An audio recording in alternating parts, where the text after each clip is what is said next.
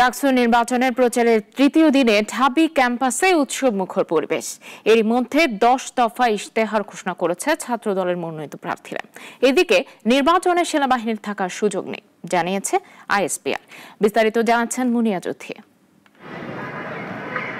ডাকসু নির্বাচনের আনুষ্ঠানিক প্রচারণা চলছে তৃতীয় দিন। প্রার্থীরা হলে হলে গিয়ে শিক্ষার্থীদের কাছে নিজেদের কর্মসূচি তুলে ধরছেন। সকালে নির্বাচনের জন্য আবিদ হামিম মায়েদ পরিষদ তাদের নির্বাচনী ইশতেহার ঘোষণা করেছে। দুপুরে কলাভবনের সামনে এই প্যানেল তাদের 10 দফা ইশতেহারে মোট 65টি প্রতিশ্রুতি তুলে ধরে। আমরা আমাদের যে 10 দফা ইশতেহার সেটা আমরা পাঠ করেছি। প্যানেলের ভিপি প্রার্থী আবিদুল ইসলাম খান ইশতেহারটি পড়ে শোনান। ইশতেহারে শিক্ষা ও গবেষণাকে প্রাধান্য দিয়ে আধুনিক, আনন্দময়, বসবাসযোগ্য ও নিরাপদ ক্যাম্পাস গড়ে তোলার অঙ্গীকার করেন।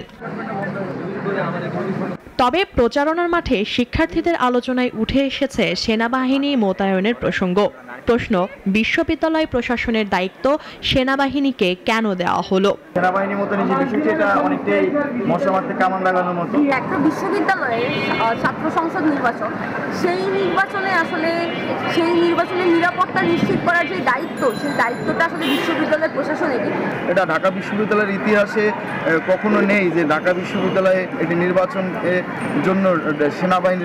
এমন বিতর্কের মধ্যে আন্তঃবাহিনী জনসংযোগ পরিদপ্তর আইএসপিআর সংবাদ বিজ্ঞপ্তি দিয়ে স্পষ্ট জানায়, ডাকসু নির্বাচনে সেনাবাহিনীর কোনো সংশ্লিষ্টতার সুযোগ নেই। অন্যদিকে প্রচারণায় আচরণবিধি মেনে চলার তাগিদও দিচ্ছে নির্বাচন কমিশন। তাদের মতে, পোস্টার, ব্যানার ছাড়াও সামাজিক যোগাযোগ মাধ্যমে অপপ্রচার রোধ করে মুক্ত আলোচনার পরিবেশ তৈরি করা জরুরি।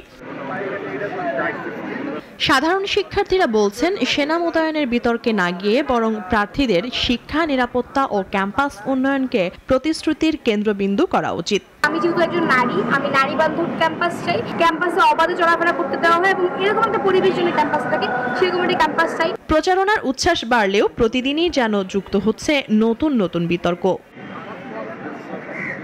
মুনিয়া চৌধুরী, নাগরিক, ঢাকা।